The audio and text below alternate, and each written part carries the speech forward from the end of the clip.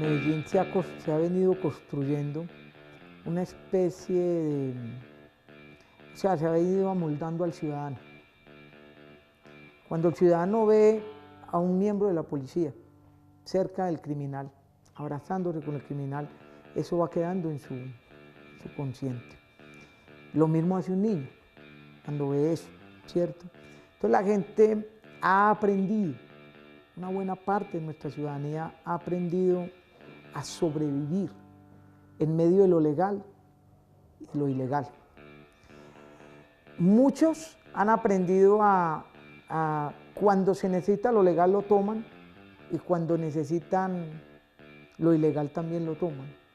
Mucha gente ha aprendido de que puede ser más rápida la acción de los, entre comillas, muchachos que la acción de la fuerza pública.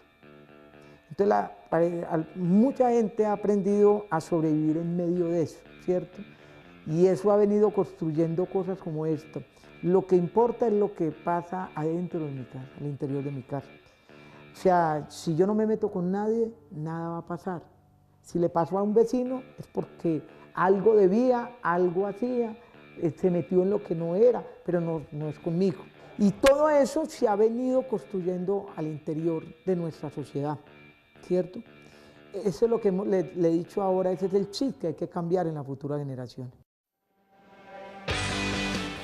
Bueno, dice nuestro testigo, nuestro testimonio, testimonio.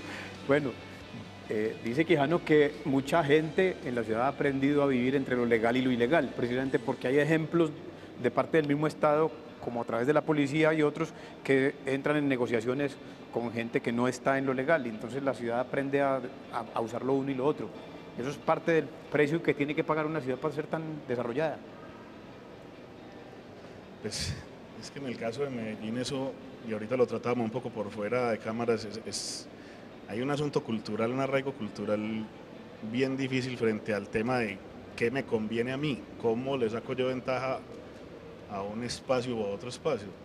Y frente a eso ahí sí que hay que hacer una transformación y es compleja de cultura ciudadana. O sea, nosotros, digamos, esfuerzos como este Medellín se toma la palabra, son muy bien intencionados y ojalá en la medida de lo posible tengan más y más participación de la gente, pero cómo logramos pasar del diálogo al hecho y que en la gente sí empiecen a entrar estos valores y a diferenciar ese tema de saco ventaja simplemente porque me conviene a mí o más bien no le saco ventaja para que haya un beneficio general. Ahí lo que nos queda es también plantearnos la transformación de la ciudad esa que es tan publicitada y todo, tiene muchos campos, o sea, no se reduce solo al tema o al ámbito legal ni al ámbito de la violencia, que a pesar de todo uno dice, hay índices, hay indicadores que nos permiten decir si hemos mejorado, si ha ido cambiando la cosa, pero los retos ahí todavía son inmensos y yo creo que la administración no lo desconoce. Yo creo que a Medellín hay que mirarla como en proyección, ¿cierto? Muchos de estos análisis que se hacen como muy desde el presente. Y si uno mira la Medellín del presente, pues uno dice, claro, Medellín es otra cosa, pero perviven, digamos, subterráneamente en algunas circunstancias o en otras muy visibles, comportamientos ciudadanos y comportamientos dentro de la legalidad y la ilegalidad, ¿cierto? Que vienen desde años atrás. Los estudios, digamos, sobre criminalidad, empresas criminales, si uno coge de los 80 hacia acá y mira el comportamiento ciudadano alrededor de esas empresas criminales, uno encuentra las mismas actitudes, la misma reproducción, los mismos, digamos, referentes a superar, en el sentido de que en estos días hablaba con unos agentes de la SIJIN, me contaban que entrevistaron un criminal muy famoso capturado aquí en Medellín y lo que le preocupaba al criminal de Medellín era que los jóvenes lo veían a él como el referente a seguir. Eso se vio ahora, eso se vio en los 90, eso se vio en los 80. Entonces digamos que hay unos asuntos que están ahí puestos que no se han transformado. Y creo que, y comparto con él la posición de que es que la transformación no tiene que pasar siempre por la mirada de la violencia, ¿cierto? Tiene que haber otros componentes culturales, sociales, y en eso sí tengo como preguntas. O sea, pareciera ser que a uno cuando le hablan de transformación de la ciudad, uno hace la referencia a cómo se ha comportado la alcaldía. Si la alcaldía ha entrado a un sitio, si ha mejorado el hábitat, si ha mejorado el equipamiento, pero por ejemplo la ciudad somos todos. Pues, ¿cuál ha sido el papel de la empresa privada en Medellín? ¿Ha transformado su política laboral? Tenemos en Medellín una transformación laboral que le permita a sus ciudadanos tener una calidad de vida mucho mejor, ¿cierto? Ahí es donde también hay que poner. Tenemos en el colegio privado, digamos, unos comportamientos educativos acordes con una transformación que se viene dando que tiene que ser integral. Es que creo que hay veces no se mira integralmente y se compartimenta. No, claro, la alcaldía entró y puso los parques biblioteca, bien, pero que la gente del entorno del parque biblioteca tiene empleo, tiene buen empleo, tiene empleo garantizado, es de calidad el trabajo garantizado. Hay que poner esas preguntas en esa transformación. Hay que ponerla a jugar porque de todas maneras el conjunto social hay que mirarlo es complejo. Por supuesto, es que es una ciudad son muchos, muchos los habitantes, muchos los actores, mucho lo que tiene que confluir de lo público y lo privado. Esto no es un asunto solo público. Pero mire, Medellín se toma la palabra como proyecto y viene ya hace un año largo. Apenas ahora estamos haciendo unos programas de televisión, pero veníamos haciendo encuentros urbanos por toda la ciudad con diferentes públicos. Y uno dice, sí hay motivo para creer que algo nuevo hay en la cultura de los citadinos, de los habitantes de Medellín. Porque tanto en estudios que se han hecho, por ejemplo, de indicadores de cultura ciudadana, que lo contrató la alcaldía, pero con Corpovisionarios, que es la organización que fundó Antanas Mocus, especialistas pues en identificación de tendencias. Yo me sorprendí favorablemente con el hecho de que aquí, por ejemplo, ningún indicador supera. Cuando uno dice los jóvenes, uno dice, ¿y los jóvenes cuántos son? Aquí somos más o menos medio millón somos, no, yo ya salí de ahí. Medio millón de jóvenes, muy bien. Eso es ya no optimismo, Eduardo, eso es optimismo.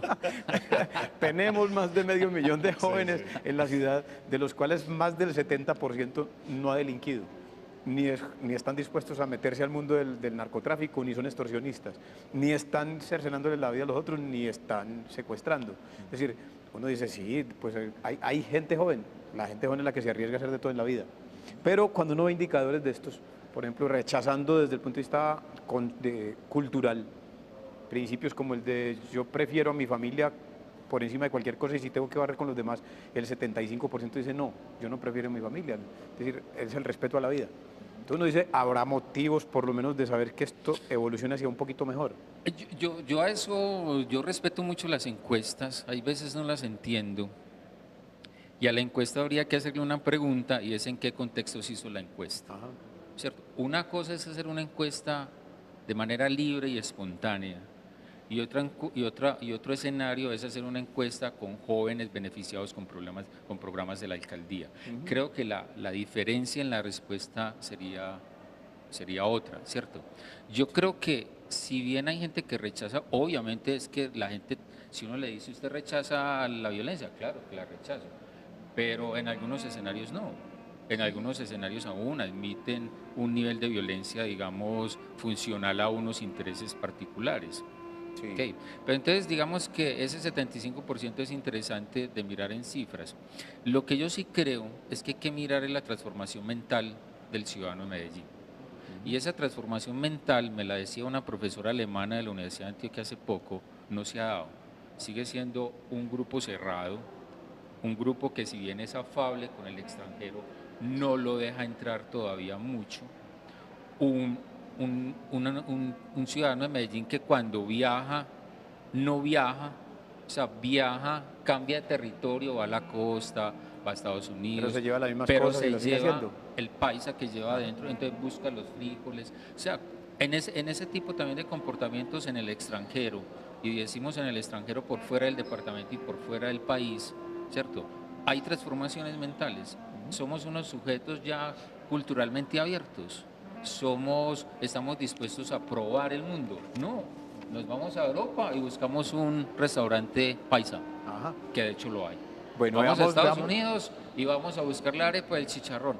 ¿Cuándo el paisa se transforma y puede asumir el mundo de otra manera, ¿no? Su mundo es sí mismo, y yo creo que ese es el grave problema cultural que enfrenta la ciudad. Vamos a ver testimonios que recogimos en 2 viajes urbanos en 2 taxis. Adelante para que volvamos entre unos segundos.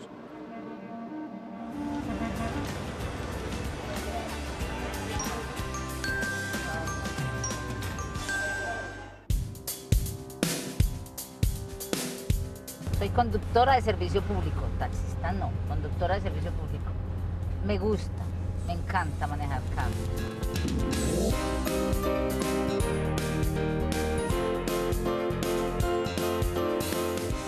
Yo como conductor llevo 20 años trabajando como conductor en servicio público. Yo me fui en el año 93 por la violencia que había en esos momentos. Cuando yo vine a Medellín, lo primero que me impresionó fue el metro. En unas vacaciones cuando yo esquí el metro, de ahí para allá el desarrollo fue impresionante. La gente positiva, el ambiente se veía más diferente.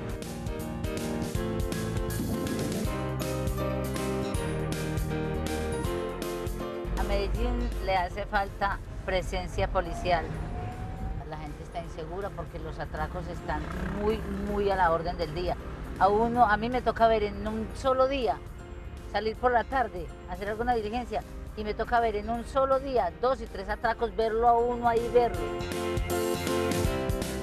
Es que con solo ver la cantidad de turistas que llegan a diario aquí, uno se siente tan bacano y ve, están visitando la ciudad. Entonces eso significa que vamos muy bien.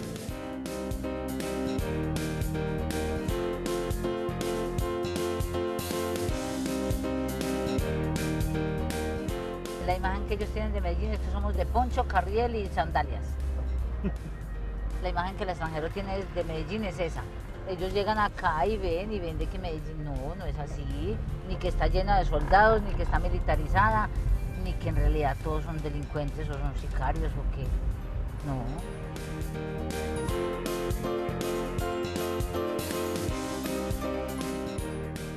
En Medellín se ve el cambio, lógico. Medellín ha tenido un cambio muy radical y uno tiene que ser agradecido. Entonces, ¿cómo no va a estar el ciudadano de Medellín, va a estar contento con su ciudad?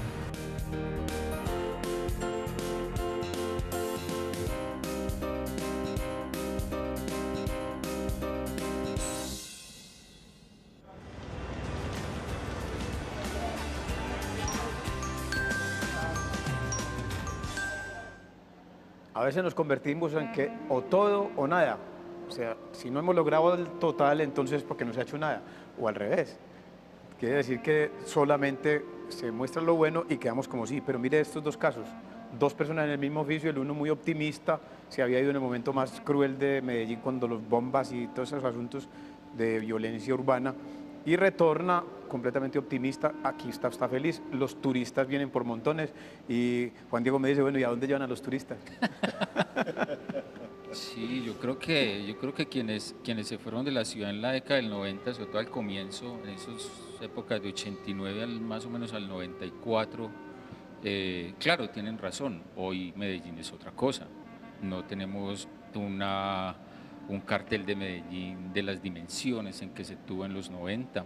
Está repartidito por toda la ciudad. Sí, no, sobre todo en todo el tema del terrorismo, ¿no? De forzar la extradición, la no extradición, perdón, de poner carros bombas. Entonces, yo pongo un carro bomba y surgieron los pepes y dijeron, entonces yo le pongo otro carro bomba. Esas condiciones de Medellín de la década de comienzos de los 90 no están hoy vigentes, ¿cierto?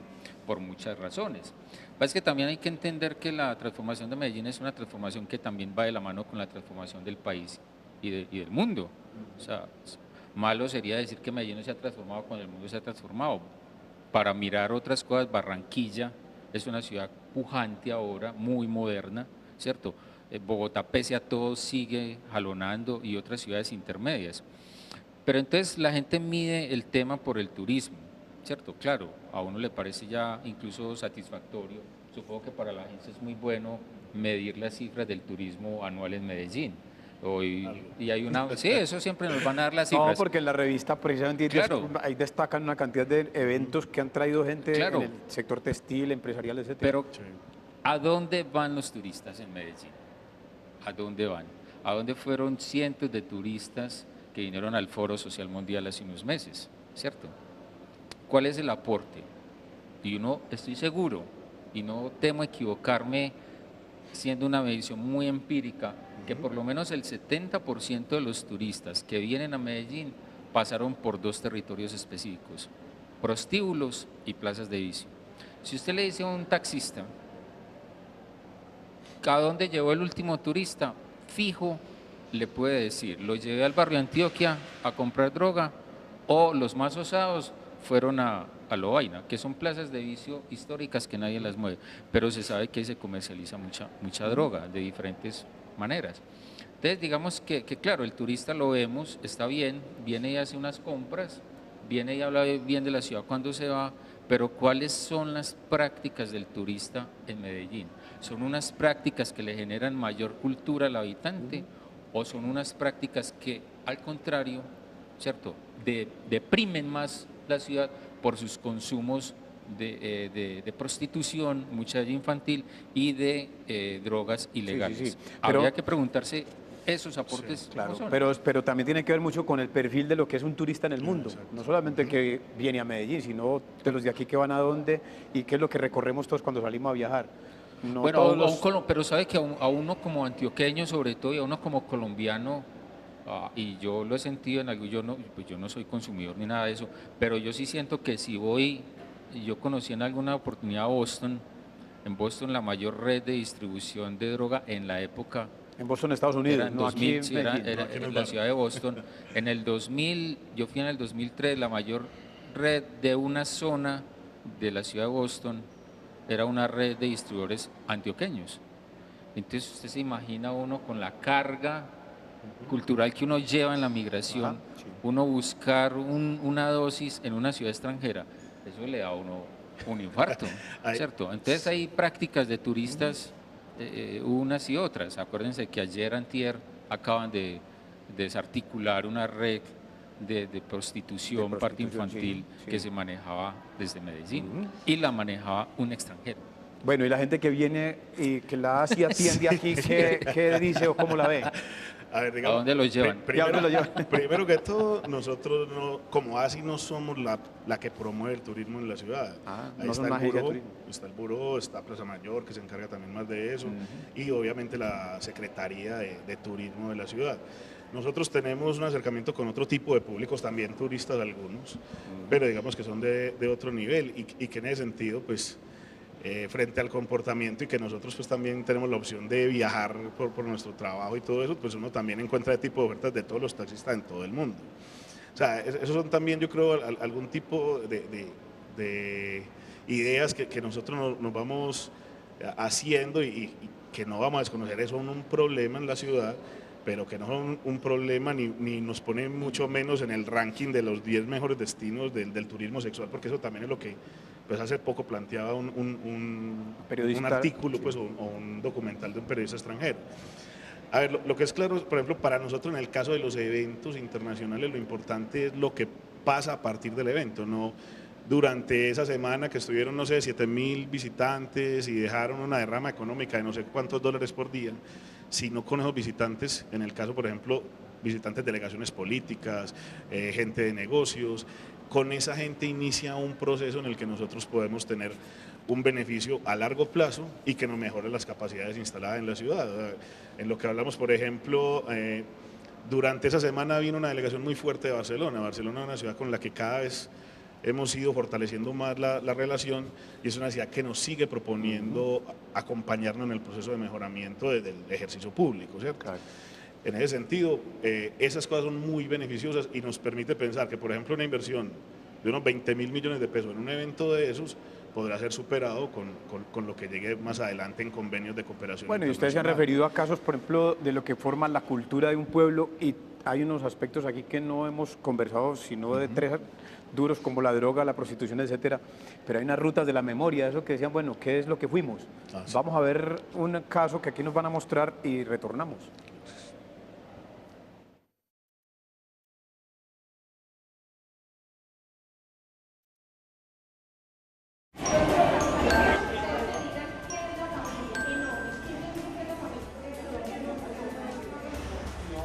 Esa manipulación.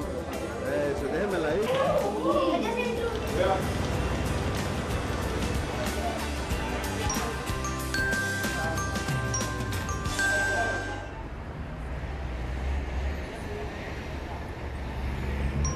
Mi nombre es Yolanda Perea, soy del Chocó y yo me describo como una mujer echada para adelante, valiente, pero también hay algo que no me gusta, que soy muy confiada. Creo fácilmente en la gente, entonces no me gusta eso de mí. Yo me defino así, una mujer defensora de los derechos de los demás y de los míos.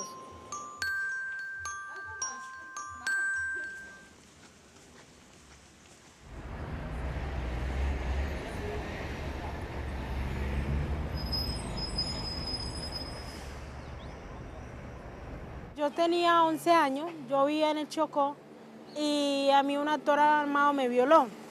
Y yo le conté a mi mamá y a mi mamá a los meses la mandan a asesinar. Decido irme y apoyada por la Cruz Roja, yo logro que me traigan a Medellín.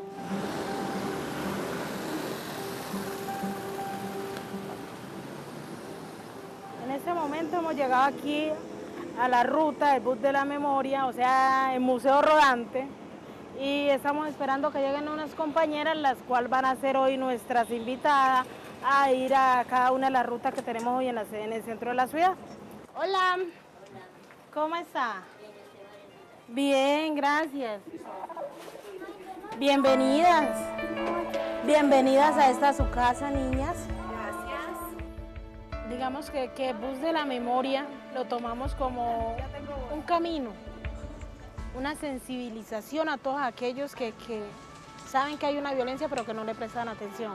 Este es uno de los caminos que van hacia la paz, porque si nosotros cada uno nos sensibilizamos y nos apropiamos del dolor del otro, podemos llegar a ser uniones, a ser mejores vecinos, mejores hermanos.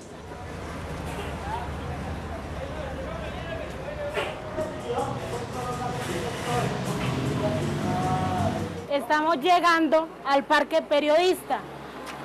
Acá a mi mano izquierda, para acá. En este lugar el Estado fue condenado a instalar un monumento en gesto de reparación simbólica.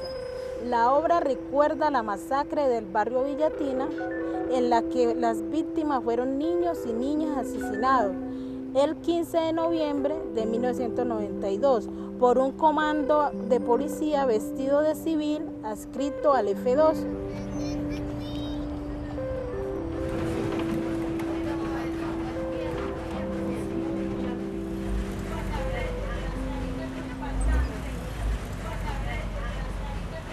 Estamos llegando acá al Parque San Antonio, donde ocurrió que tiraron una bomba. Eso ocurrió en 1995. Eso fue una bomba que fue tan grande que eso tenía tornillos, tenía pedazos de metales, entonces eso tenía tuerca, entonces una manera de hacer una violencia muy desastrosa, ¿cierto?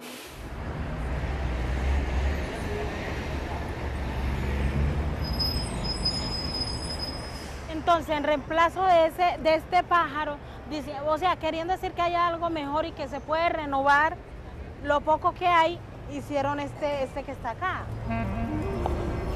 Estos sitios de memoria donde ha habido tanta violencia no puede ser olvidado, porque yo siempre digo, para mí, recordar es vivir, ¿cierto? Y si nosotros olvidamos y no recordamos toda la violencia que ha pasado y no construimos una paz estable y duradera, no va a haber nada.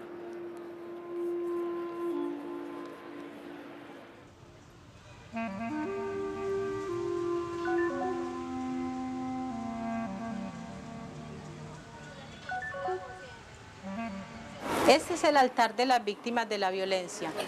Nosotras con este proyecto pretendemos traer a las víctimas de la violencia a la memoria. Están las estatuillas en blanco.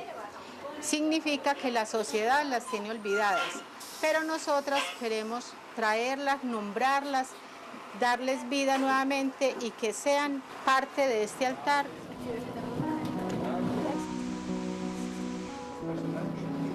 Lo ubicas donde tú puedas.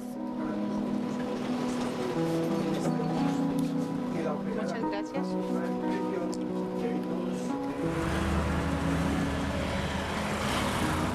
Ha sido, chicas, un placer y chicos tenerlos aquí en el bus, Buceo de la Memoria, este bus rodante, que es un aporte más a esa paz que tanto queremos.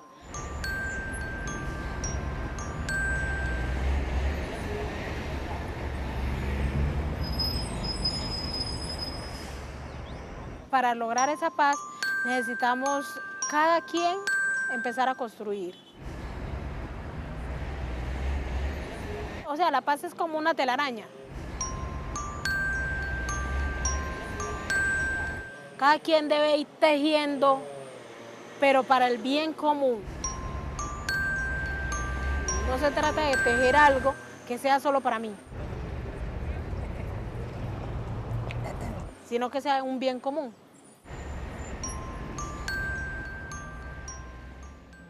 Bueno, ese tipo de ejemplos es muy particular porque la gente diría, hombre, pero ¿para qué se van a mostrar esa cara si esto no ha terminado?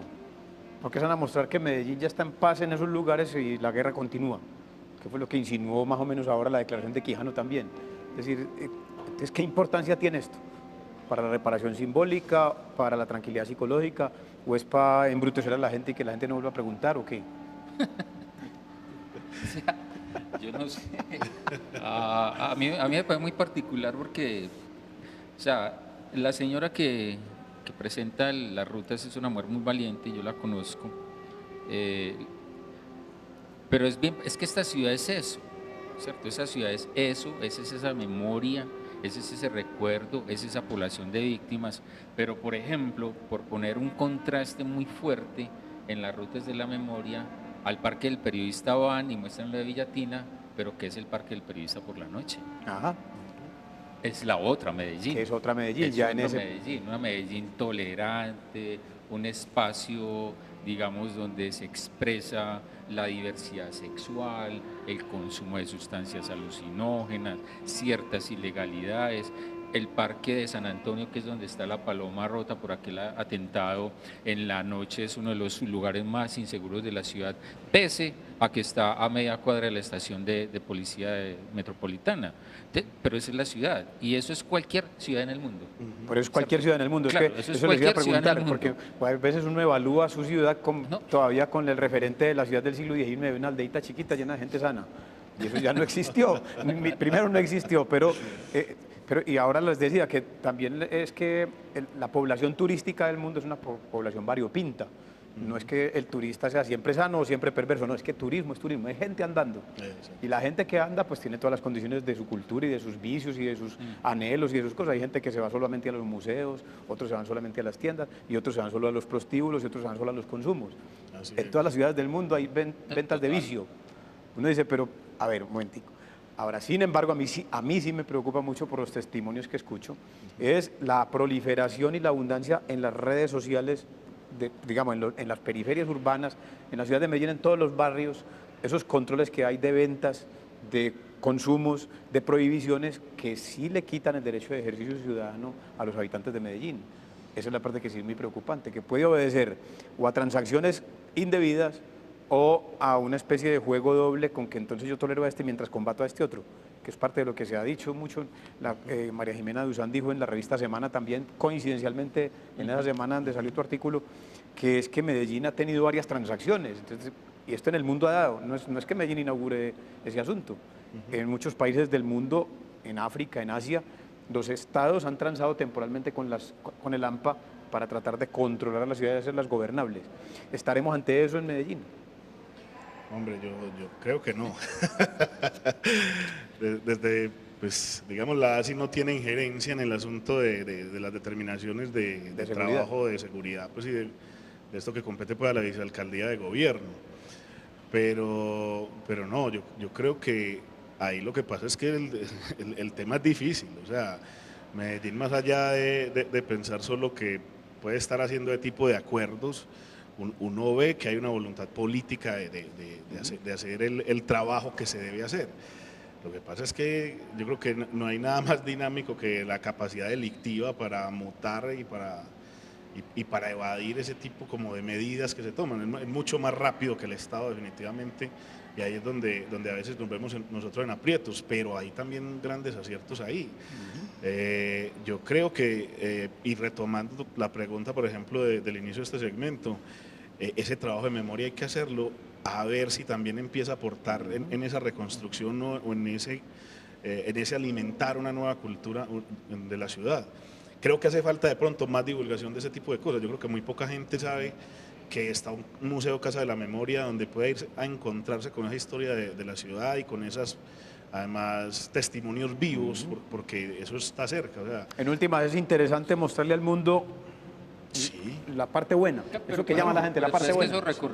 Esos recorridos se complementan. Recuerde que aquí el otro recorrido es ir a la finca Nápoles de Pablo Escobar, que ese es otro recorrido turístico, y es un recorrido por el poblado en donde vivió y por el Mónaco. Esos también son recorridos, ¿cierto? Bueno, vamos a ver entonces un promo que nos va a indicar por qué es bueno mostrar lo bueno.